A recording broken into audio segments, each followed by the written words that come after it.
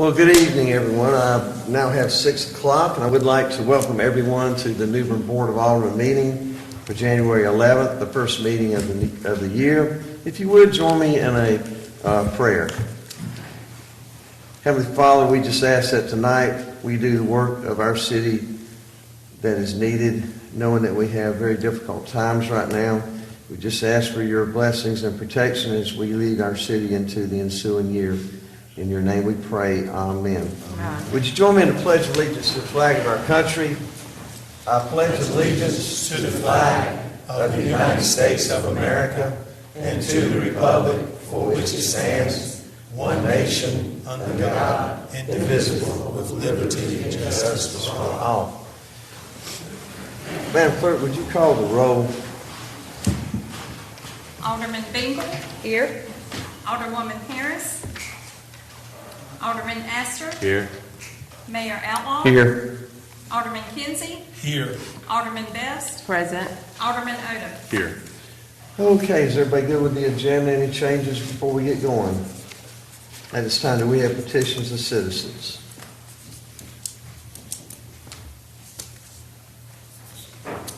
Thank you. Our first petition tonight would be Edwin Vargas. If you'd like to come forward, give us your name and address for the record.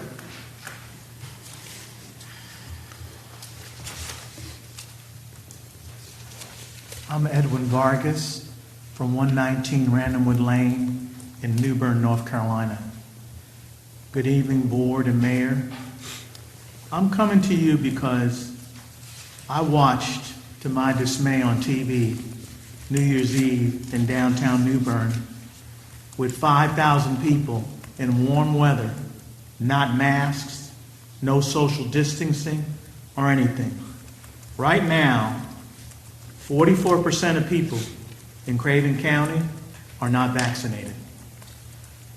Out of 102,139 population in Craven County, that's 49,000 people out of 102,000 are not vaccinated. The 56% who decide to get vaccinated, that's 57,000 of 102,139. In lovely downtown Newbern, with a population of 29,875, 44% of the people are not vaccinated, which is 13,143 of 29,875. And of the 56% that are vaccinated, 16,730 of 29,875. I know people, want to have everything downtown, hunky-dory, making revenue. But I would think that elected officials would have contacted the Craven County Health Department director and asked guidance on masks, social distancing, because I don't care what anybody says, in my years of being in the Navy as a hospital corpsman, masks and vaccines work. And it really surprised me that, nothing at the health department came up.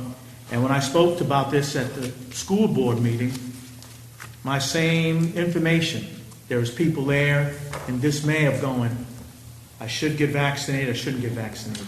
I know it's free will in this country. You wear a mask or not, but masks save lives. They did a study on the Theodore Roosevelt aircraft carrier, which is a CBN aircraft carrier with 5,000 people. 70% of the people who wore masks didn't get vaccinated, and were safe.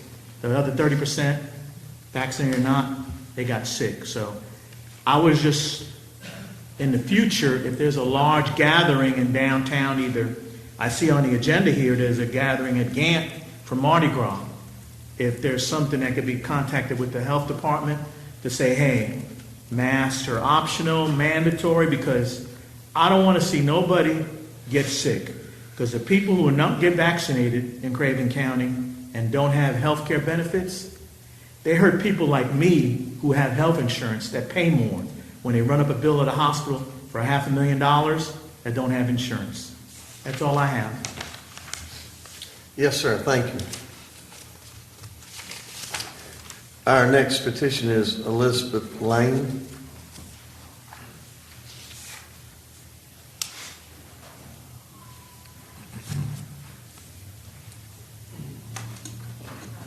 Good evening.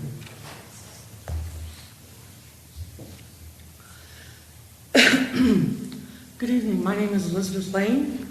I'm here this evening to express my concerns about a traffic hazard and a public safety issue. Entering the mall parking lot at the Chick-fil-A restaurant has a terrible traffic and congestion problem. I won't drive in this area because of 2 near-miss accidents. Because of the abrupt stops at this intersection, due to cars insisting on turning into the Chick-fil-A restaurant. I have reported 3 times to the Newbern Police Department about this issue and was told, quote unquote, this is not our problem. Chick-fil-A and the mall were informed several times as to this issue. The mall was informed and asked if they could assist or accommodate the need to help control the traffic issue. Chick-fil-A commented to a Newbern police officer, that it was too cold to be outside that long. After I clarified to the officer that MLK Boulevard is a public and city street, it is their concern because it is a traffic hazard and a public safety issue, and yet nothing is being done. I would like to see it resolved before an accident occurs and then resolve it. And I took a little time to kind of explain the situation. It's all in this area right here. Westbound on MLK, the traffic pulls into a turn lane designated to pull into the parking lot, into the mall parking lot. Coming from eastbound, turning into the mall parking lot, they're rushing to get ahead. They're rushing in this area right here, which blocks the oncoming traffic on a green light, which they have a green light to turn, and then we have the green light to pass through. And it's just a cluster of cars gathering up in this section right here that's causing the congestion. And like I said, I've had 2 near misses, and they've both been quite disturbing to me and did not get the respect of a citizen from the police department. Really hurt me that it's not urgent enough, or because there's not been an accident since, or I don't know of an accident since Chick-fil-A's been open. I don't want to see an accident to prove my point. So that's the issue I'm here for, and because I've gotten nowhere with the police department and with Chick-fil-A, then I didn't know what else to do. So I just wanted to come express my opinion. Yeah, Alderman, Miss Bell owns that parcel, don't he? Yes, sir. Bell Department Store actually owns the main entrance of the mall. The mall property owners don't even own that. However, it's my understanding that they have acquired that property, and the mall has plans to extend that entrance into the mall to rework the parking lot. And this is something that's happened, Jeff, I'm going to say within the last 6 months. So it's a discussion that I've had for 8 years, to be honest with you. And with COVID and then closing the inside dining of the restaurant and only going through the drive-through, it's just really exasperated the problem. But I've had meetings with the mall ownership, and they didn't even know during that meeting that they didn't own the entrance of the mall. Right. As far as the jurisdiction and who has power to do things, it is a DOT highway. So the city of Newbern, we don't really have the jurisdiction or authority to close that main entrance. We have some influence, and we talk to them about that being a potential opportunity, but there are plans in place, and I think they're certainly closer now than they have been in the last 8 years of getting the problem rectified. It's not going to be fixed tomorrow, but it is in the works, and there is a lot of work going on behind the scenes. I just want to make sure y'all knew. Sure. Well, thank you for your concerns, and I know Alderman O has been working with the chief and others on this, and hopefully we can get some resolve in the future. I think we've all complained. I know that I have made several concerns to Alderman Odom. It's not my ward, but I too have been there and almost killed trying to get in there. And because the traffic is so backed up, you can't get around it. And that's what I'm concerned on. MLK, somebody's going to be going so fast, they're going to whap into the back of somebody that's waiting in line to turn into that entrance. So I know that he's been working on it, and hopefully I believe this board's solidly behind getting something done over there. So you're not falling on deaf ears. Great. Thank y'all very much. Thank you for coming up. Our next petition is Emmanuel Ruiz. If you'd like to come up. Give us your address for the record. My name is Emmanuel Ruiz. I live at 319 Egret Circle. It is an honor to be here. My folks and I just moved back into town after having a long exodus in Virginia and finally being able to come back to Newbern. I just had two big things that I'd like to bring up to the council. First of all, thanks to Mayor Outlaw. I had a pleasure speaking with him early, getting to know more about the town, learn how municipal government, learn as a poli-sci student. That was very invaluable information nonetheless. But first of all, downtown, I've had the pleasure of walking down there. About a month I've had here, just being able to spend time learning and knowing my hometown. And I know you know that spot like the back of your hand. But some crosswalks in some certain areas would be great, because I've nearly been run over a couple times trying to get here and there, getting out of Baker's Kitchen, all the rest. Like, I like being alive. It's pretty good rating, all the rest. But just being able, a little easier transportation, being able for pedestrians, just having a little button you can hit. It's like, just wait here a little bit, like you see in other towns. We already have one of those. I'm sure you guys are working on some more, but it's being able to expedite that. Even, they don't have to be these luxurious things you see in bigger cities, but just a simple little button right there, the light there.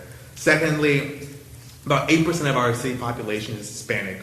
If we want to correlate that to Spanish speaking, we can probably say about 7% of our population speaks Spanish. The number is bound to increase as our city continues to grow in population. Increasing resources into this community, both in having a point of contact for new people coming in and having city resources be in their native language of Spanish, would be an incredible ease for them. My folks are primarily Spanish speaking. Both me and my sister, who's graduating high school later on this year, have had to translate multiple documents for them and walk them through things. So we're both doctors, lawyers, and all the rest, just happen to be that, having to translate documents for our parents. Having a point of contact here at the office, whether that be at the city or county level, having someone who can speak their native language would expedite and maybe even encourage people from the Hispanic community to start moving in and just bring in their hardworking values and their religious values and all the rest that have paid their other areas, whether that be southern Texas or their home countries down where my folks from Colombia, being able to have those values brought in here and be able to put and help out in our economy in our town. Hey, great. I think it's awesome. Can I ask a question? Yeah. Do we provide either in HR or anywhere documents in Spanish? I would think, I didn't know if we had to by law provide that if requested. I wasn't sure. Okay. Okay. Would not be a bad thing. I'd actually ask, Foster can vouch for this, I asked him on Wednesday, December the 29th, do we have any bilingual Spanish-speaking employees that you know of? And we do have several throughout the department, so it's something I know Foster was going to work on, trying to put some resources together to get that out to the community so you would know who to contact on that. Great suggestion. I think it's And something. before you get Maybe going- we'll get him, we're going to enlist you to volunteer and do that, so that would be my first suggestion. Second suggestion is to sign up for the Newbern 101 class that's going to be happening in February, where you learn about all the departments, and that would be great for you, and maybe even spur on some volunteer opportunities, again, for the community, your community, so that they could learn more about our government and help us to translate things. Absolutely. And there's probably a future for you when you get your degree down in Florida, coming on back up here to Newbern. Absolutely. Yeah, and so you're heading back down to Florida now for your, Yeah, about 2 weeks got left here and then back to the grind of things. Okay. well, stay in touch, come back to see us. We enjoyed having you today. Thank you very much. All right, thank you. Any other petitions at this time? Seeing none, let's go to the consent agenda. Marilyn, I make a motion. Okay, Make a motion, we approve the consent agenda. Second. motion and a second, is there discussion? Seeing none, all in favor of the motion, say aye. I don't believe we have to do a roll call. Well, because that's we why I don't was have wondering anyone with on the phone. Zoom. Is that correct? That's correct. That's We're good. correct. We don't have anyone on the phone. Okay, so we good. don't- Let's go to the discussion of the ETJ. Okay, Mayor, thank you. As requested by the board, the city attorney is going to start this discussion, and we've also got some images that you'll be able to see as well. Mayor, members of the board, while they queue up some maps for you to look at, you had asked the process to establish ETJ and potentially relinquish ETJ. Statute tells us how to do it. When we establish it, statute tells us that we can relinquish it doesn't tell us how to relinquish, so, which is not terribly uncommon. When that happens, I tend to follow the reverse process that was used to establish it. And to establish an ETJ, you give notice for 30 days, both in the press and directly to affected property owners. You conduct a public hearing. On the relinquishing piece, we know that the relinquishment after the notice, after the public hearing, will be effective the sooner of 60 days after the public hearing, or if the county chooses to take over any land use regulation in that prior area. So the short version is you can create more, you can remove what we have, you can remove all or a portion of what we have. To the extent you have any interest in relinquishing ETJ areas, staff just needs some direction from you as to which areas interest you. From there, we can take over with the process. Let me ask you a hypothetical. Let's say that we dissolve the ETJ on the western end of town, Highway 17. Let's say that River Bend, if they could, picked it back up and took over our ETJ. Let's say then that under River Bend's ETJ, that they voted to something transfer from our zoning to commercial zoning, and obviously out that way the big deal is the sewer. The only sewer would be the city of Newbern. Would legally the town of River Bend release that portion of their ETJ if the city of Newbern wanted to provide it? But one of the provisions of that was that the applicant asked for the city of Newbern to serve with sewer. And by means of that, they want to be annexed into the city. Very similar to Bridgeton. I don't know, I can get an answer from you on that tonight, can I? Yes, there was a lot of moving parts to that question. Well, you understand what I'm saying? I think I understand. You'd have to get a release from the ETJ portion of River Bend Yeah. if River Bend picked it back up. I can break that down for you, maybe the smaller pieces that I can answer. River Bend, cities larger than 25,000 people have an ETJ potential jurisdiction of up to 3 miles from their city boundaries. If you are less than 10,000, you've got a 1 mile. Okay, yeah. And I don't know how far from the River Bend proper this corridor lies. But to the extent it was within 1 mile, then River Bend could impose an ETJ if they wanted to. There may well be a gap. I just don't know from the map where that lies. And just to be clear too, when you relinquish the ETJ, implicitly there is no more zoning. There's nothing. You're back to being in the county. So all of your rights are subject to county rules and regulations, planning department inspections, etc. There wouldn't be anything. There wouldn't be a prior residential or a prior commercial. There would be nothing. The board have questions about this item? Scott, so have we exercised all of our ETJ abilities? You know, so have we gone out 3 miles on all of our? No, ma'am. This map. I know, And but we're wide now. We come down. Your question is a good one because a lot of folks understand ETJ to mean that the statute gives you the authority to regulate it, and you do. That's not how it works. The statute says you can, if you want to, go out to a point no further than 3 miles and regulate all or any portion you want, but you have to go through the process to regulate it. It doesn't mean that just because you live within 3 miles, you are subject to all of Newbern's zoning and land use rules. Right, we would have to vote to extend our You boundaries. give notice, you have public hearings. Right. And you can pick corridors. Like I said, you can pick the whole But pie. currently, we have not done that. No, ma'am. All Okay. we've done are the purple areas on this I map. see, and I do see that. Interesting. Well, the question is that somewhat the zoning that ETJ provides for orderly growth, that was the idea when ETJ came about. So now the market itself is going to determine the growth. In some areas of the ETJ on the western end, the growth is going to be decided by the maximal use of the property. That in itself is going to provide a higher and better use. Some other areas of that, that's not necessarily going to be the case. Yes, sir. But that's a great segue. The theory behind ETJ decades ago was that it was the first wave of regulation to be followed by an annexation.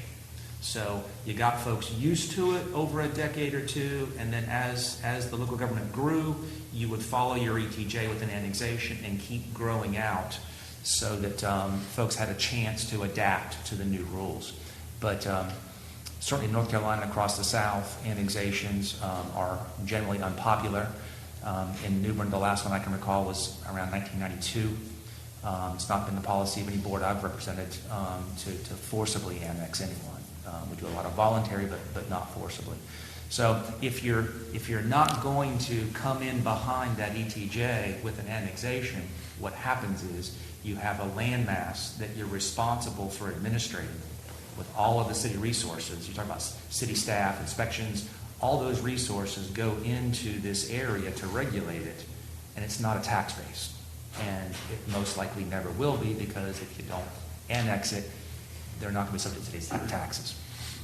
But someone, a neighborhood or a single property could come to us and say, we want to be annexed. Yes, and ma'am. they don't have to do ETJ before they annex. Yes, ma'am. With an asterisk, yes. There's some contiguous, there are rules about annexations, but understand generally, that. yes. But they don't have to be in an ETJ to be annexed. No, ma'am. Great question. No. Alderman Odom.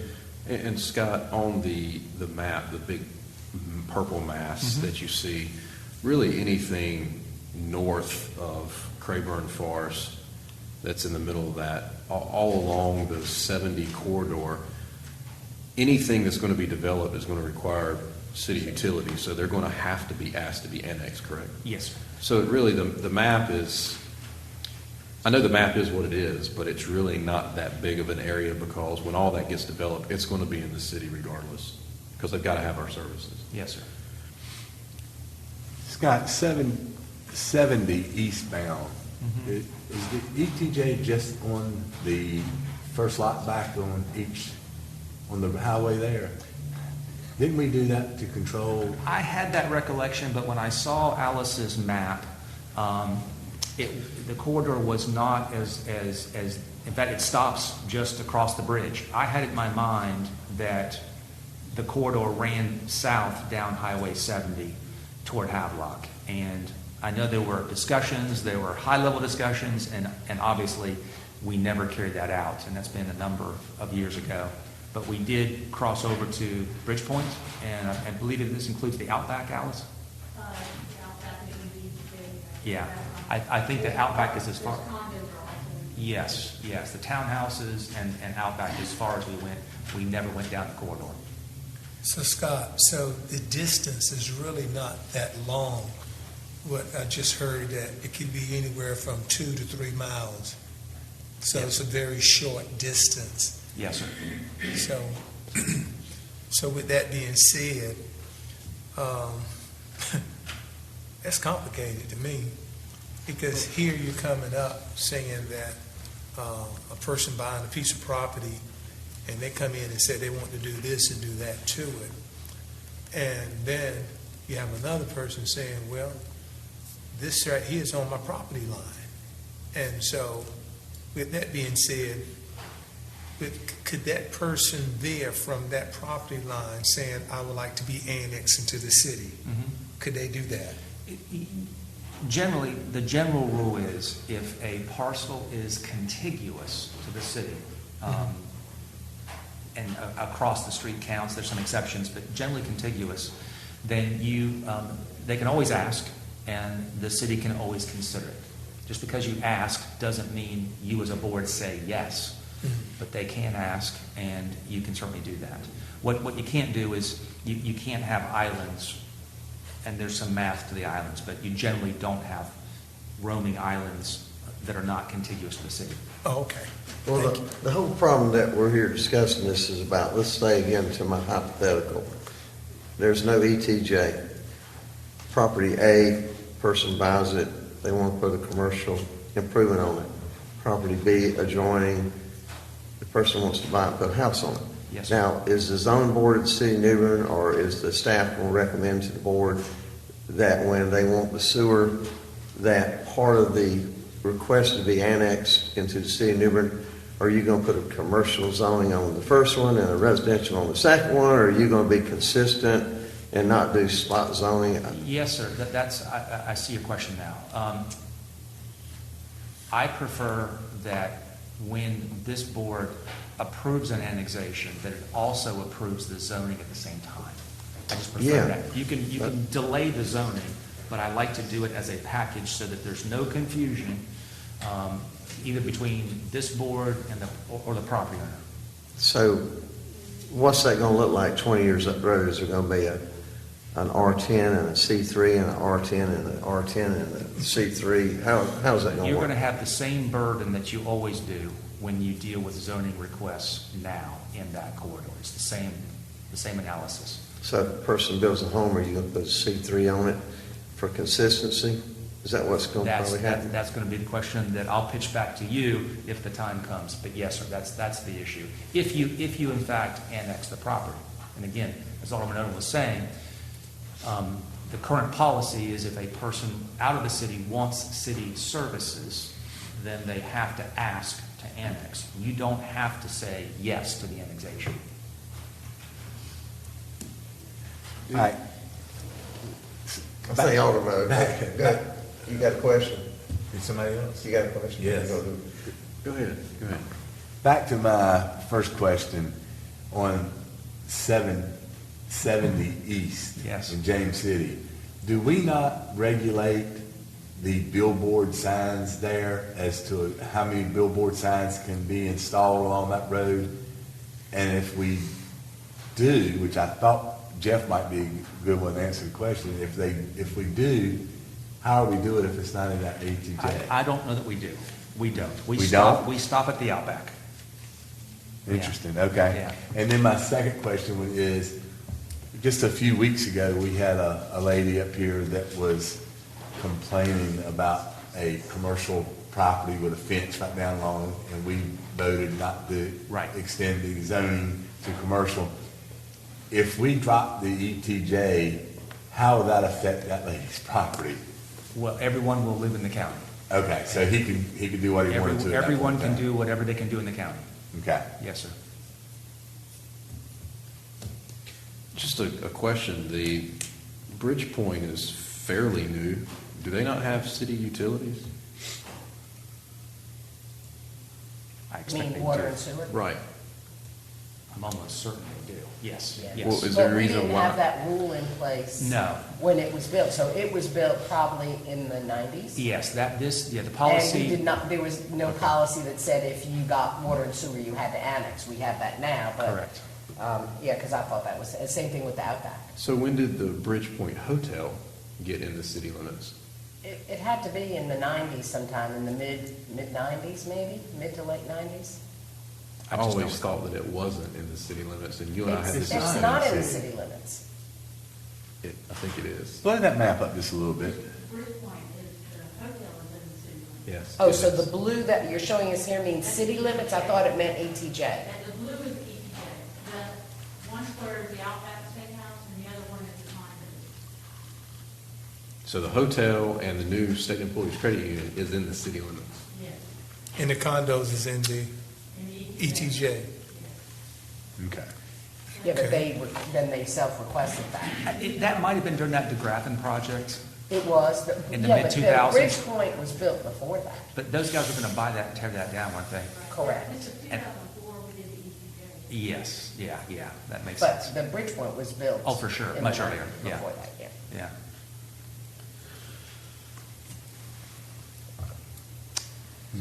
Well, I think the concern that we're talking about is the western part of the city. It is. I don't know that we're interested in removing the ETJ in Bridgeton. the down waterfront. And legally, you said we could remove any section of it we wanted to. Any section you would And- like. and Yes, sir. As much or as little as you would like. Jeffrey, it's your ward, man, what do you think?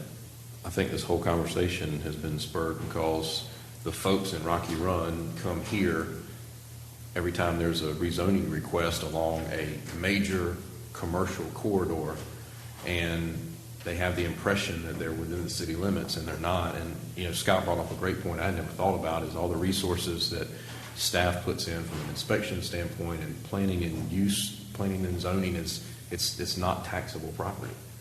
So sometimes you have to be careful what you ask for. But in this particular situation, personally, I feel, and I've voted this way every time it's come before us, is Highway 17 MLK is probably the most commercial corridor we have other than 70. And I understand that there's differences of opinion on what should be along that corridor, but you're going to continue to see more commercial growth along that area, and it's not going to stop. And I think that if we relieve the ETJ, we sort of take the politics out of it, and we let the market decide what's supposed to be there. Is that your motion? Well, I guess, well, as a recourse for the citizens that do live out there and feel strongly that they don't want it, They can ask to be annexed. they can ask to be annexed, is that correct? Yes, Would that ma'am. be correct? Yes, ma'am. But again, we then have to answer the question, what zone can the city live with and they live with when they annex? So it could be, we could say, well, yes, we'll annex you, but it should be commercial. Yes, ma'am. Yes, Okay. ma'am. Well, Scott, has there been any case history that you found where cities gave up ETJ? I'm not aware of any. And I have looked around, called colleagues. We may be the first to de-ETJ anything. be a new word for that. Yes. Dictionary. Yes. Yes. I think a lot of the discussion here tonight is the fact that cities forever did forced annexation, and ETJ was a means of preparing for future Absolutely. forced annexation, and we're not doing any forced annexation anymore. So now it's market-driven as to when Yes, sir. adjoining properties want to be annexed to the city of Newbern. Yes, I recall when this was done, and the thinking in that moment was that Riverbend and Newbern were going to grow together and have a common boundary, and this was a way to start getting the zoning aligned and the uses aligned when the two cities came together. And it wasn't many years later when the trend changed from annexations to no annexations. So what you're saying, leave the ETJ in place? Entirely a question up to the board. Really, that's what we need some direction on. And I know we're focused on West Newbern. The question, and really what staff needs, is some direction. Nothing is going to be decided tonight. There's a process to go through. The question is, do you want to go through the process? The process being, we notify everyone by mail in this area, give them 30 days notice prior to a public hearing. You conduct the public hearing, at which time you will decide after that hearing to remove it or not based on the information that you gather between now and then and the information you hear at that public hearing. But you can't do anything without following that process. Just because you have the hearing doesn't mean necessarily that you are going to remove it or relinquish it, as the statute says. I was just curious, Jeff, does your department, do you have an opinion on this? Okay. Then I think it would be worthwhile having the public hearing, and let's move it forward with the process. Again, we don't have to do it, but if you're going to make any changes, you got to start the process. So, Okay, is your process to remove the ETJ from the western no, boundary? my process is, well, yes, I guess the direction would be is to start the process to remove the West Newbern ETJ. So it'd really be that Rocky Run neighborhood area, whatever you want Well, it's not, it's more than Rocky Run, it's all the way up to, to. Well, that's what I'm. 43 connected. Yeah, what are the boundaries of what you're Well, talking about? we can't say we just want to remove along a particular corridor, can we? You could if You you could? want. You could. That's why I want to know exactly what we're talking about, because, you know, you look at Craven Forest there, their growth, what's going to happen there, you know they're going to annex that into the city. I think Well, there should be It's the some kind of same, controlled it's growth. the exact same thing that happened, and Foster and I had a conversation to a subdivision in my neighborhood before we found out that my neighborhood didn't have the ETJ. But without the ETJ, and I was all for relieving the ETJ, but without the ETJ, we've got citizens that live in Craven Forest. What would stop them if somebody went right beside that neighborhood to put a trailer park or a pig pen? I mean, without the ETJ, I mean, we're not protecting our citizens at that point. And that's the only concern, because this exact scenario came up to me on a subdivision in my ward, that they wanted to put a trailer park beside a nice subdivision. And not that I have anything against trailer parks, but I just didn't think it would fit well there.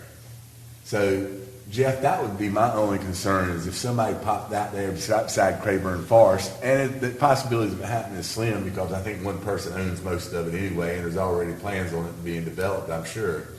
But if somebody went in there right beside, in one of your constituents' backyard, and decided to build a farm, a pig farm or something like that, you know, that's one way that we could stop it and protect our citizens that are in the city. So, and again, I'm the one that called for, let's see about doing away with it, but after some thoughts and what I was approached with over in my neighborhood, I decided that maybe there is some protection there. So the other thing, I never want to make a decision because of a particular situation. So how about if we all, I think, you've got some, I don't know where that other ETJ falls, if it's you or. I don't have any Alderman ETJ, except, well, I know a little tiny bit. Alderman Best has a street in her ETJ. I tell you, can we just take this information and let's Yes, sir. talk about it? Yes, And sir. we don't have to do anything tonight. Yes, sir. so. I'm all in favor of that. Okay. And when do you want to bring this back up for discussion? I mean, how much, Maybe our next meeting. That should give us a couple weeks that we can talk about it. And Maybe look even at at it. a future works, you know. Yeah, I mean, ultimately, I think it's very confusing for Craven County citizens that think they're in the city. And, you know, even one night, I remember one lady came and spoke and talked about the new park equipment that we put in. We don't have a park there. That's the Yeah, I county know. park. Yeah. I mean, my biggest concern was the amount of time our staff was putting in preparing all these documents and having all these hearings and doing all this work, and fire department and building inspectors doing building inspections out there, and there's not a bit of return to us on any of this stuff. And that was one of my biggest concerns. the concern is the Highway 70 corridor. So Yeah. could the board want to proceed with the direction of leaving the ETJ intact everywhere but within a 300-foot depth of the Highway 17 corridor? We have similar type situations around Newbern on Trent Road, East Boulevard, with building materials. So what's the possibility of just eliminating the ETJ for the Highway 17 corridor, which the market itself is going to determine the proper usage of those improvements along that area? The rest of it would protect, as you're concerned with, and I know what you're concerned with over there.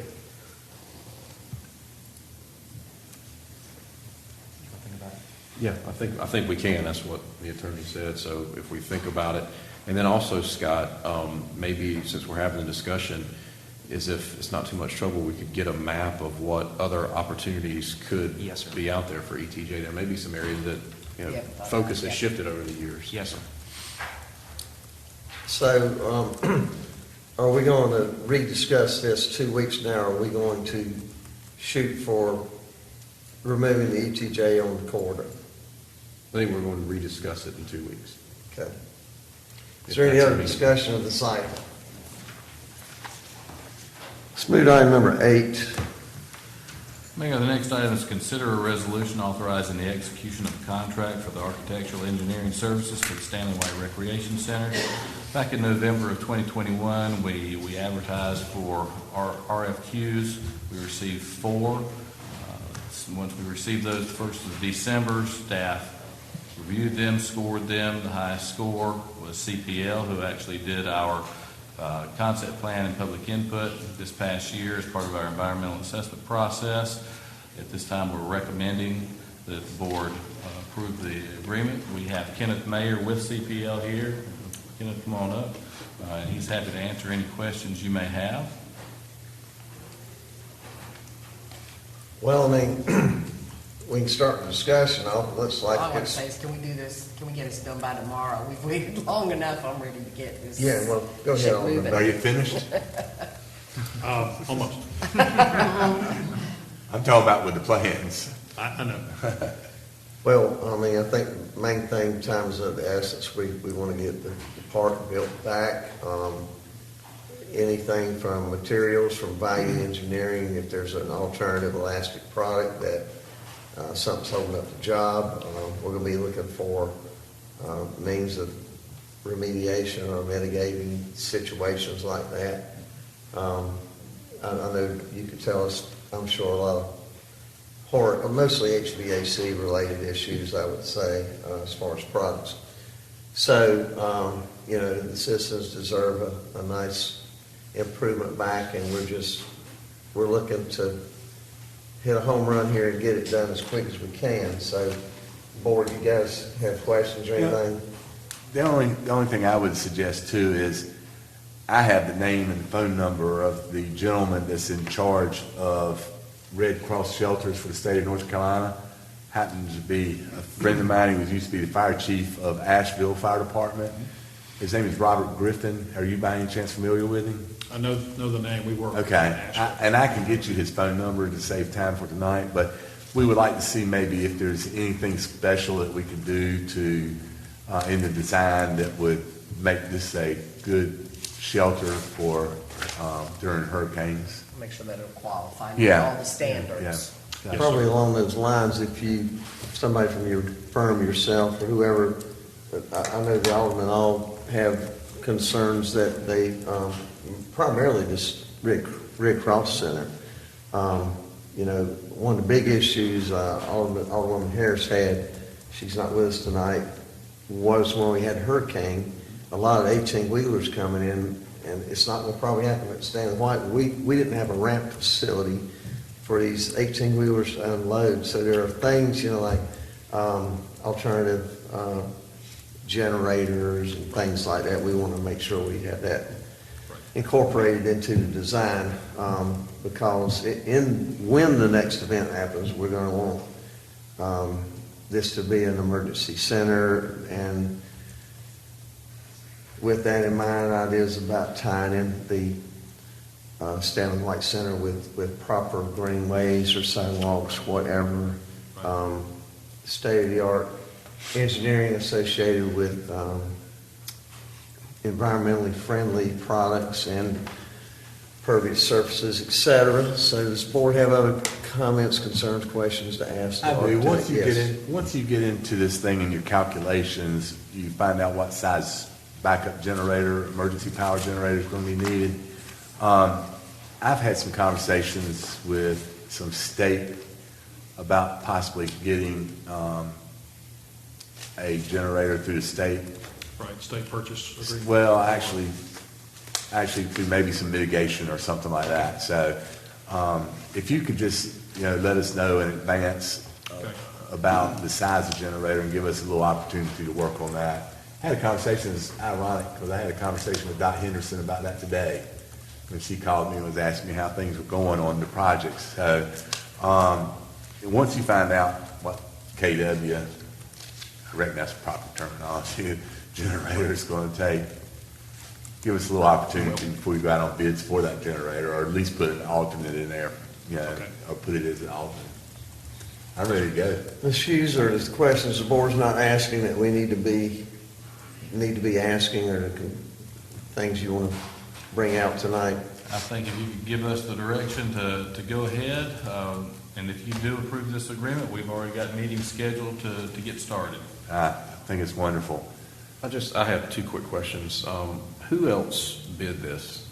I didn't see We had HH Architecture, CR Francis, Oakley Collier, and CPL. okay.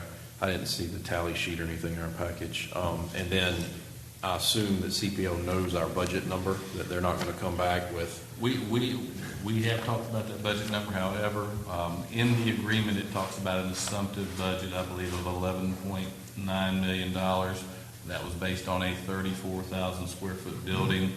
We have talked about value engineering. They're going to start the design. They're going to give us an accurate price, and they're going to come back to the board at that, probably in a few months at least on that. That way you're going to know exactly where we're at on things. So we don't know exactly how much the building is going to cost at this time. But we know how much money we've got for the project. We know exactly how much we have for the project. So whether you want to add an additional money based on what it comes back with or not, that's what the board will have to I just don't want, we know inflation is happening. We don't want them to, we've got an $8 million budget. We don't want them to come back with a $12 million proposal, and then we have to figure out how we're going to come up with an extra $4 million. I think they need to know what our budget number is, and that's what the building needs to be designed to. That's my opinion. The only other thing that you might help the board out with is that generalized term resiliency, as far as this building and high wind impact and roof systems, et cetera. Do you have any comments or concerns or thoughts on resiliency type of materials, et cetera, that you would incorporate in this building? We haven't got far enough into it yet for me to really name them, but we certainly understand the need and the issues and the location. We also have had conversations as recently as last week about the Red Cross shelter and those requirements. So all those things are at the forefront of our thinking. Well, what I'm trying to say is that, like, we're going to build this 35,000 square foot building, and if we don't have a generator, or if the roof blew off, or if the windows blew out or something, that we don't have a Red Cross site, we want to make sure that for hurricane purposes, this building would withstand. We obviously know the elevation is 14 feet or better, so we should be good there. Right. So we don't want to go and put an architectural shingle roof on it or some membrane roof and then thing blow off and we can't use it for what the intended use is. Right. We'll take all that into account. Both on the structural system, our structural engineer will look at that. Selection of roofing materials, whether it's masonry or some other material for the building itself. All that will be part of it. Great.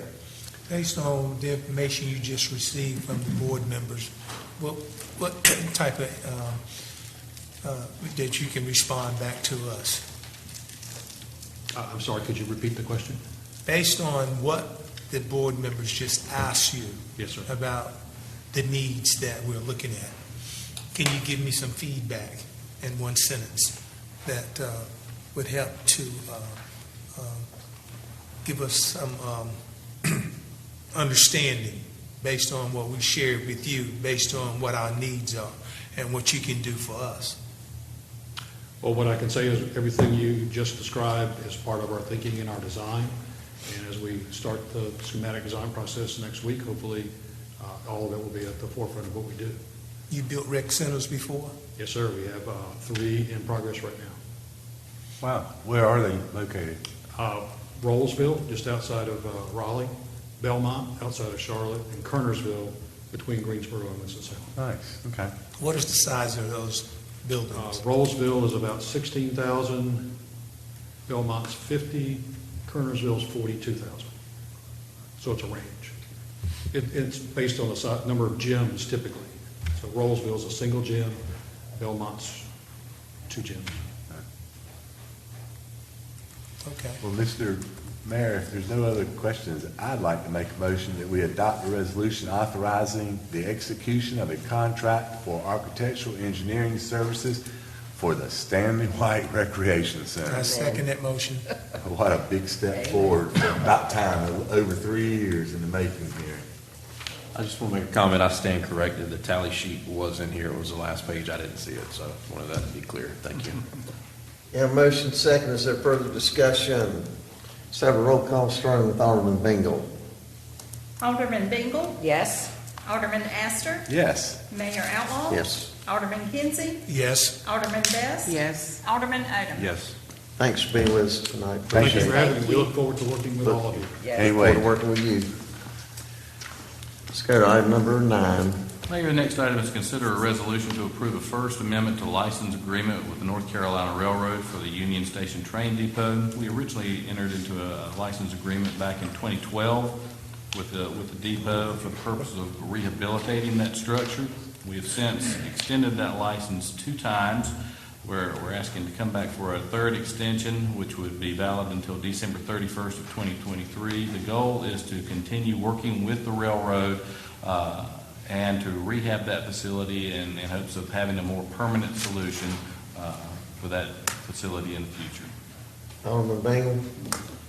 I've made my notes to Mr. Hughes. I just want to make sure that we are talking to the railroad because we've got to have some resolution. I want to thank the members of the Preservation Foundation who have raised hundreds of thousands of dollars to restore this property, and because of this agreement, we still can't get in there to lease it out because the total building has to be completed. So we want to work with the railroad to change that and potentially have the railroad give this building to the city of Newbern, which they should do. They've given their other depots across the state to the communities, and I'd like Newbern to be in that list. But again, you know, Mr. Hughes, if you could just make sure that we are keeping communication, and I'm okay with the terms of the lease as long. I just don't want to let this go another 2 years and we're in the same place that we are. So with that being said, I'll make a motion that we adopt a resolution to approve the first amendment to license agreement with NC Railroad Company for the Union Station Train Depot. Second. Motion and second. Is there discussion? Seeing none, let's have a roll call starting with Alderman Odom. Alderman Odom. Yes. Alderman Best. Yes. Alderman Kinsey. Yes. Mayor Outlaw. Yes. Alderman Astor. Yes, ma'am. Alderman Bingle. Yes. Motion carries. Item number 10. Next item is consider a resolution approving a temporary construction easement with Craven County.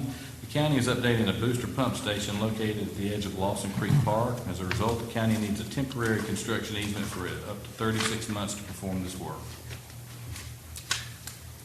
Make a motion, we approve the resolution approving the temporary construction easement for Craven County. Second. Motion second. Is there discussion? Seeing none, let's have a roll call starting with Alderman Bingle. Alderman Bingle. Yes. Alderman Astor. Yes. Mayor Outlaw. Yes. Alderman Kinsey. Yes. Alderman Best. Yes. Alderman Odom. Yes. Motion carries. Item number 11. Next item is consider a resolution approving a permanent utility easement with Craven County. This easement addresses specifically the work that Craven County is doing at Lawson Creek Park. The easement would be expanded to cover the enlarged pump station. Not going to have any effect on the park. It will not have any impact on the park operations. And I make a motion that we adopt a resolution approving a permanent utility easement with Craven County. Second. Motion and second. Is there further discussion? Seeing none, let's have a roll call starting with Alderman Odom. Alderman Odom. Yes. Alderman Best. Yes. Alderman Kinsey. Yes. Mayor Outlaw. Yes. Alderman Astor. Yes. Alderman Bingle. Yes. Motion carries. Item number 12. Next item is consider a resolution to initiate the upset bid process for 2602 Newbern Avenue. An offer of $2,500 has been received for the purchase of this property. The tax value of the parcel is $5,000, and the offer represents 50% of that value. The property was acquired jointly by the city and county in 2017 through a tax foreclosure. The unpaid taxes at that time, including interest, penalties, and fees, were $3,089.68 to the county and $995.90 to the city of Newbern. If the property is sold for the initial bid, the city is projected to receive $333.99, and the county is projected to receive $2,166.01 from the proceeds. I just have a question. I just want to make sure I understand this because this has been so confusing with the properties that the city and county own and try to get them to the redevelopment commission. So this was a city-county piece of property, but they agreed. This is in the Pembroke area, so it is not in the redevelopment area. Understood. But we can, any property then that's outside of the city limits, outside of the redevelopment area can be sold, and we don't have to have an agreement with the county? Yeah, we do. Okay. They will come, some people go to the county first, some come to the city first. Okay. We have to both agree because we each own it together. Understood, but they both have to vote on this and agree that Yes, they will ma'am. sell it at that price. Okay. Yes, ma'am. Just want to make sure, it Yeah. kind of gets a little It is confusing. confusing. Mayor, if there's no more questions on this line item, I'd like to make a motion to adopt a resolution to initiate the upset bid process for 2602 Newbern Avenue. Second. Motion and second. Is there further discussion? Seeing none, let's have a roll call starting with Alderman Odom. Alderman Odom. Yes. Alderman Best. Yes. Alderman Kinsey. Yes. Mayor Outlaw. Yes. Alderman Astor. Yes. Alderman Bingle. Yes. Motion carries. Appointment starting with Alderman Bingle. None tonight, sir. Alderman Astor. None tonight, sir. Alderman Kinsey. Not tonight, sir. Alderman Best. None, sir. Alderman Odom. Yes, sir, I do. I would like to make a nomination of Della Wally to the CDAC. She's a school teacher, and I spoke with her this week, and she would like to serve. Say that name again. Della Wally. We have a second. Second. Second. We have a motion and second. All in favor of the motion, say aye. Aye. All opposed, same. Motion carries. Don't we have to make an appointment? They're asking us to appoint Foster for, to take Mark Stevens' place. I don't even. On the Nakempa board. Yeah. I'll make that motion that we appoint Foster. Second. Motion second. Is there further discussion? Seeing none, all in favor of the motion, say aye. Aye. All opposed, same. Motion carries. Any other appointments? At this time, attorney's report, Nothing important tonight, Mayor. city manager's report. Got a few things. First of all, I want to let you know that the police department has started a new program. It's called the Noble Knights Chess Club. It's a program for youth interested in learning about the art of chess. The first meeting will be held on January 24th. That will be at the mall. So if anyone's interested in learning about chess, this would be a great opportunity to participate with that. Also want to let you know a little update about the CNI grant. We are meeting with a grant writer tomorrow to discuss this program. They are firmly aware about the deadline to apply for this, and we are moving forward with this process. The ARP Workshop, we've been talking about this for a while. We have two dates that looks like they're going to work, January 25th or February 8th. And those are both before a board meeting. I want to see if the board had any preference on either one of those. Now, you're going to do it like 4 o'clock before the 6 o'clock meeting. That's correct. What's the pleasure of the board? Let's get it done. You want to do the one on January 25th? Sure. I'm good with that. I'm good. Is a motion to that effect? I'd like to make a motion, we call for a ARP workshop held here at City Hall on January the 25th at 4 o'clock. Second. Motion second. Is there discussion? Seeing none. All in favor of the motion, say aye. Aye. All opposed, same. Motion carries. Next item is, we're in the middle of budget season now, and we traditionally do a budget workshop. We are proposing two dates for the board. One is Friday, February 11th, or the 18th. And if you choose one of those dates, we're looking at starting at either 12 or 1 on Friday afternoon and going for the remainder of the afternoon until all presentations are made. Does it make a difference between the 11th or the 18th that you, as far as time's concerned? No, sir. We checked availability from everyone, and I think those two, the majority can meet those I times. can't, I'm not available on the 18th. Okay, how about the 11th? On the 11th. 11th, Okay. at 12 noon, or 1 o'clock, which you want? 12. 12 noon, I'll make that motion. Second. Motion second. Is there discussion? What was the date again? The 11th? February the 11th. February the 11th. Yeah. Where? And where will it be held? It will either be held at Development Services or at West Newbern Recreation Center. Let's Okay. look at the spacing. Any further discussion? All in favor of the motion, say aye. Aye. All opposed, same. Motion carries. Brenda, thank you for all that you had to do to get these dates together. That was a shame that you had to call and get everybody's times together. And the last thing I have, I'm pleased to announce that we do have a new Public Works Director, Mr. Al Cablé. He will be starting on January 24th. He will be at the meeting on the 25th. We'll introduce him at that time. I think he's already left or getting ready to leave his Director of Public Works position in Oregon. He was formerly Director of Public Works with the City of Burlington. He comes highly recommended. The staff is excited about this. He's a very engaging gentleman, and he brings a lot of experience, and we're really looking forward to the public and, of course, our Alderman meeting. Great. And that's all we have for tonight. I had a question, sir. Going back to the C&I grant, Yes. can you give me a little bit more detail on that, please? I thought that was under the housing authority for The the city, activation of that grant. the housing authority can apply for the grant, the city can apply for the grant, and we have talked with the housing authority, and they're going to vote to work with us on that. So we are moving forward.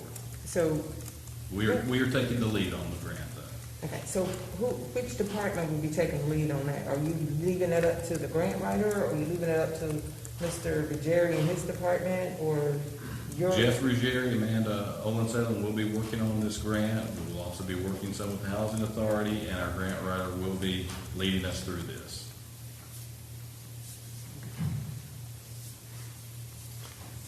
Any questions of the city manager under the city manager's report? I have something I'll do under new business. You have anything else? That's it, sir. Okay, under new business, back to the city manager. Two things, and I don't need a report on it tonight, but I think we appropriated $250,000 for sidewalks this year. I just might not have been at the right places, but I haven't seen a lot of sidewalks, and I would like to see an update maybe in the next couple of weeks of what's being done, going to be done. I would just think this time of year that maybe we would have, I don't want at the end of the year to have $200,000 worth of unspent sidewalk funds, but we got plenty in need, particularly if it's nothing more than repair. So staff could look into that. I don't want anybody to have a report on it tonight, George, or anybody else. The other thing, there's several times I've seen lately that in City of Newbern, it's just really pleasurable to see folks working on houses and making a difference in the neighborhoods. The Rivers Morgan Funeral Home, the former Rivers family, the home, the Broad Street, that's just been really nice to see the work. I was rode by today, some folks over there working on it. When an owner is making those type of improvements and, reaches out, be it the City of Newbern, the redevelopment commissioner, who, it just seems like the process could be a little easier. If a person wants to buy a piece of property, I don't have answers to that tonight, but I do. Can anybody give me this update on the gentleman that's trying to buy that property, and what, if any, impediments are in the way of at least being told no? From my understanding, that item is on the agenda for the next redevelopment commission meeting, which is 26th of January. Okay. And so, will it be, Jeff, do you know any more about that? What's going to happen at the next meeting? The process is and has been, is the owner comes, or whoever wants to purchase the property comes and makes their presentation to the redevelopment commission on what their plans are for the property and what they want to do and what time frame they want to do it in, and the commission makes their recommendation to you all based on that. I know that, Jeff, unless I'm wrong, when the redevelopment commission makes the decision, it comes back for the board of aldermen for approval. That's right. I don't necessarily know that it was ever the intent. We wanted to see infill. We wanted to see vacant lots turned into nice homes built on them. Part of that process was the redevelopment commission could do things City of Newbern Board of Aldermen couldn't do. So, but having said that, when an owner is making considerable renovations, retrofits to a home, and they want to buy an adjoining piece, obviously that's not going to be a house built on it. But for the greater good, in the case of the Broad Street thing, I just think it would be I think it would be a good business model to allow these folks to be able to acquire the adjacent parcel. For obviously reasons that he doesn't have a lot of setback with the present property. Well, what I will say, we've been working on this, and we're going to continue to push this forward, but we're waiting for the county, and Foster's done a good job with working with the county manager, so that all those properties that are jointly owned, the one you're speaking is jointly owned between the city and county, can then be turned over to the redevelopment commission. Once they own it, then they won't have to come back to us, is that correct? Then they can make the decision one-off, and won't have to go back and forth, so that will be a little bit easier. But, you know, I agree with you that anybody who's going to invest money, especially someone who's lived in that neighborhood, wants to invest money to make it better, you know, it's good for us to step up to the plate and help them in the way we can. Well, thank you for what all you're doing and the rest of your department and the staff. Sure. I'll let the commission know too. Thank you, sir. New business, starting with Alderman Bingle. Yes, sir. I first want to thank Foster and the Parks and Recreation staff and Public Works staff for a great New Year's Eve. Unfortunately, I was not able to attend. You know, the good old, I had flu and Rona and whatever else everybody had, so I couldn't attend. But of course, I watched on Facebook and heard lots of great comments. And none of that would have happened without the great staff that we have. And I really want to say to our, you know, Parks and Rec and Public Works, please make sure you go back and tell them what a great job, all the staff, that we can't pull this stuff off. And I heard from citizens that, you know, by 6 o'clock the next morning, there was no evidence that we had had thousands of people for an event the night before. But that's a testament to our employees that are out there working, everybody from police, fire, on down to the Public Works, in the Parks and Rec Street. So I want to say thank you, and just, you know, thank you to the staff. A lot of overtime during this holiday season. These are all the behind-scenes things that are being done.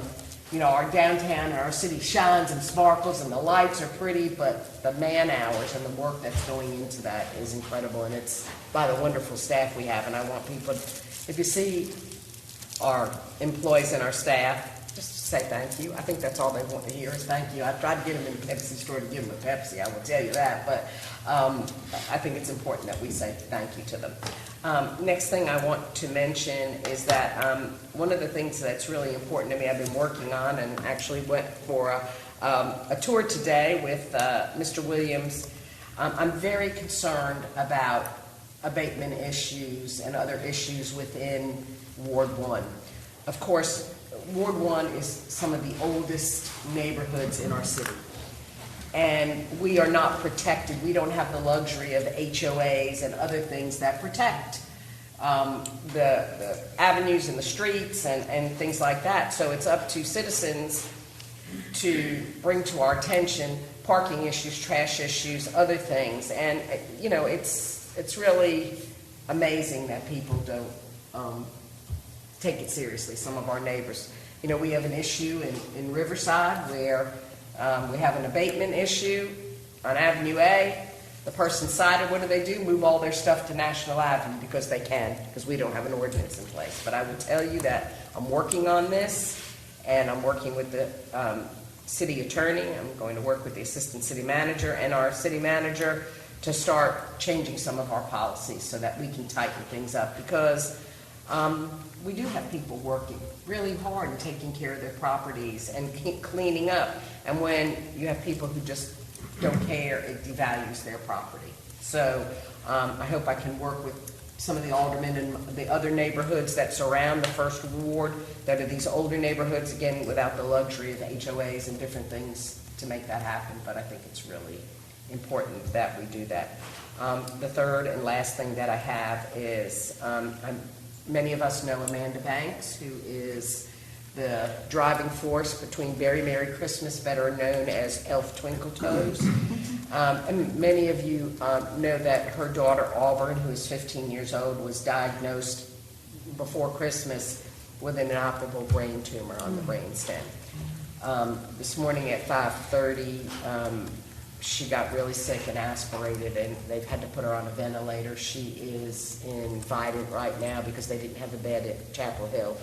So Amanda has asked, and the family has asked for prayer. So please pray for this young girl and her family, that they can get her off of the ventilator and get her stable enough so they can get her a room in Chapel Hill. So please keep this family in our prayer, because she's a special part. Amanda is such a special part of our downtown, and her girls were always there helping her, and it's time for the city to rally around this family. So, thank you, thank you. Thank you, Alderman Astor. Sabrina, I just forgot about this. I knew when I received this phone call, you were home with the flu, so I didn't bother you, but I just was pulling notes out of my backpack here. I had a lady that actually lives in my ward that has suggested that during the tourist season that we put no turn on red signs up at the intersection at Middle Street. She said that she went to go make a turn, and all these people stepped off the curb right in front of her, and she thought it might be best if we just take that in consideration. And that's another issue. We're looking at parking. We've had a lot of complaints about crosswalks. People trying to cross the street, they're not marked good, the flashing lights. No, it really has to do with drivers. Drivers are not paying attention. They're distracted, and then even people walking to cross the street, they're on cell phones, they're distracted, whatever. Sure. So we do need to maybe mark our crosswalks. We heard from this young man about the main crosswalk right there, near Baker's Kitchen. People move all the time. I'd like to see a little sign in the middle of the street. I see them in some communities that say, you must stop for the crosswalk, or it's some kind of language like that. And maybe people will slow down so people can get across the street, because there's something going on at their plaza. But thank you for that, and we want to continue to work on that. We've got two great staff people here that'll help us. Good. And then the other thing is, Chief, and DeBay, while you're here too, I happened to be before the holidays in the Harris Teeter parking lot over in Carolina Colors, and I parked away from the building because the place was jam-packed, and as I was out walking towards the store, I noticed a police officer kind of meandering in between the cars and stuff, and I was wondering if something was going on, so I just asked him, I happened to know him, and asked him what was going on, and he said, yeah, just out patrolling. I thought that was great. Thank you. It was we haven't seen a police officer in the Bern, Carolina Colors until you became chief, and then you now are seeing police officers over there, and I really do appreciate it. And if you would, your staff is doing a great job, especially over in now we see your presence over in our neighborhood. And then the last thing, Foster, when you do these events, don't we follow the complete CDC guidelines? We do, and we still also go by the governor's executive orders as well. So we definitely pay attention to those things. So the last thing we would want to do is offer an event or activity that would endanger anyone. I figured that much. So I thought that you would have followed the CDC guidelines with the event that took place out here in Illinois. And that's all I got. Thank you very much. Yes, sir. Alderman Kinsey. Yes. Mr. Foster and I were speaking this week about the sidewalks, and we have crosswalks lighting on Elizabeth Avenue, and from Elizabeth Avenue all the way up to the bridge, we have a lot of folks that's actually walking to go to the community college. That's something that we need to really look and consider as soon as possible to get that moving, where we can get safety there, because we don't need to wait till something happens. We need to go ahead and expeditiously take care of that now while we have money in place to go ahead and move forward. We're shovel ready, so I like for the board to go ahead and make a vote on that, where we go ahead and move on that. And back to the COVID, you and I spoke about that again. And we continue to follow the guidelines. I get emails from you on my phone. So it's not that we are lax in what we're doing. We're pretty much following the letter right to the T. And I thank you so very much for doing that. And Alderman Kinsey, what we can do is we can get a price on what it would cost to put that sidewalk in, and then we can come back on that. Okay. I don't think we have priced that Okay, in a while, so we'll look and see what the cost would be on that. okay. But I want to say thank you for the safety of the city here, because that's something that you and I discuss pretty much on a regular basis. Is there anything on the gentleman from Raleigh that you're working No, on? I'm waiting on him. I spoke with also Okay. about that as Great. well. The guy that I spoke from, the engineer to come in for that big corridor. Appreciate you doing that. Because we have about 5 or 6 neighborhoods that water actually drains through. And George, his guys have been pretty much on the ditch cleaning and the removal of the silt.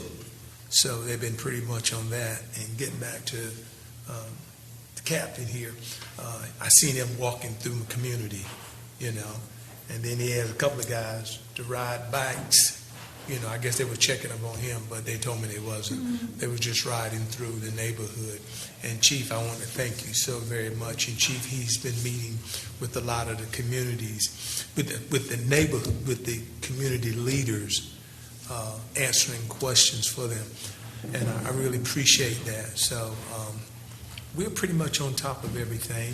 And you just have to be in the right place at the right time and not assume that we're doing the wrong thing.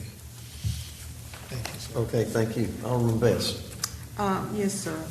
I had some phone calls in reference to the lot right behind the Stanley White ball field where the Veterans Garden used to be. And that area really do need to be cleaned up. They left a lot of Yes, trash yes. and debris out there in Foster. I mean, it needs to be looked into because it's really an eyesore for the neighborhood. We'll check that out tomorrow. Okay, thank you very much. I had one other thing. Also, to our citizens that are elderly or disabled or veterans, now's the time for you to go to the Craven County Tax Office and get the property tax relief form to receive some exemption on your real estate, your home, your property taxes. So now's the time to do that. It's a really good exemption, and it will definitely help, like I said, especially with our elderly and our seniors. What is the age for elderly? I was going to It's ask what's six- elderly. It's, well, with the property tax relief form, if you're a veteran and you qualify, there is no age for the veteran. If you're a senior citizen, you have to be 65 or older, and you have to live in the property. You have to live in the home in order to get the property tax release. So now's the time to do that, and you have up until to June 1st to get your application back in. So that would be a really good relief on taxes for a lot of our citizens.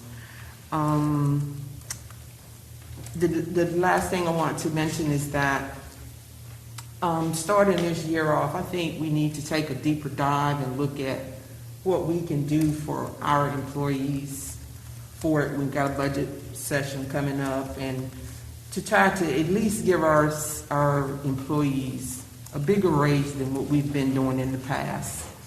Our employees work really hard for us. As I've said many times, they are our backbone. And without them, we could not do what we do here at the city. So I just want this board to take that into consideration and to see what we can do for our employees for this upcoming budget season. And that's it, sir. Okay, yes, sir. The chief, the fire chief, I want to thank him. It was this lady called me and told me that our smoke alarm in our house wasn't working, and the house was smoking and she didn't even know it. So I called the chief, and he sent his guys out to put smoke alarms in for this lady. And I want to thank you so very much for doing that. She was about 90 years old.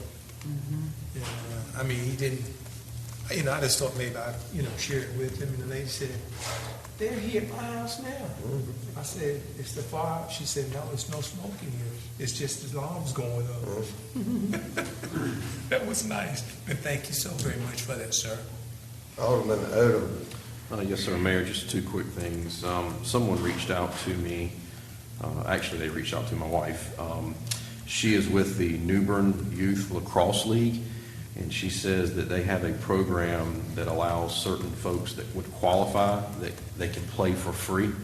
They provide the equipment and the cost of playing. So Foster, I'll send you that contact information. They just need some help getting the word out, so I'm thinking maybe our Facebook page and City TV3.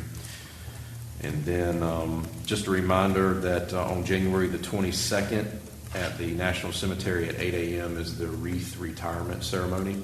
I know that several of us participated in the laying ceremony, so this is where we would take the wreaths up and dispose of them. So that's the January the 22nd at 8 a.m. And that's all. I'll tell you that crowd, Alderman Odom, I know you were there. You really, there were so many people participating that you had to go get you some wreaths real early if you wanted to even put any out there. There were so many people. So maybe we'll have that many people helping to take them up.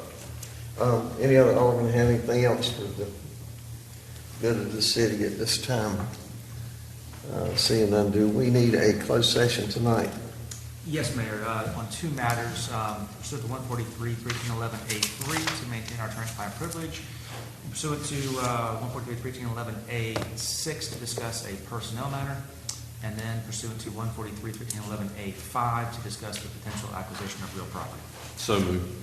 Second. Motion and second. Is there further discussion? Seeing none, all in favor of the motion say aye. Aye. All opposed, same. We are adjourned for closed session.